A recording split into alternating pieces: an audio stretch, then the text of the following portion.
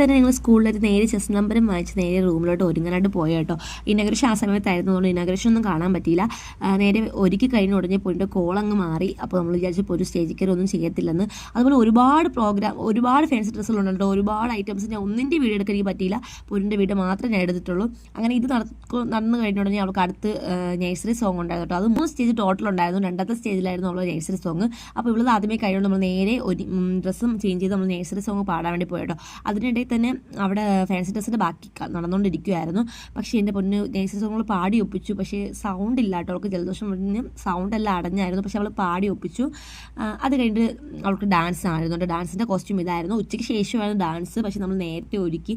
അതിനിടയിൽ എൻ്റെ പൊന്ന് ഉറങ്ങിയും പോയി കേട്ടോ. അപ്പോൾ ഡാൻസിൻ്റെ കാര്യം പറയില്ല, ഒരു രക്ഷയില്ല. പിള്ളേരെല്ലാം അടിപൊളി ഡാൻസറാണ്. അതുപോലെ നാടോടി നൃത്തം, ഭരതനാട്യത്തിൻ്റെ ഇടയിൽ എൻ്റെ പൊന്നും കുറച്ച് പേര് മാത്രമേ സിനിമാറ്റിക് ഡാൻസ് ഉള്ളായിരുന്നു. അതുകൊണ്ട് അതിന് നമുക്ക് സമ്മാനം കിട്ടിയില്ല. നമുക്ക് ഫാൻസി ഡ്രസ്സിന്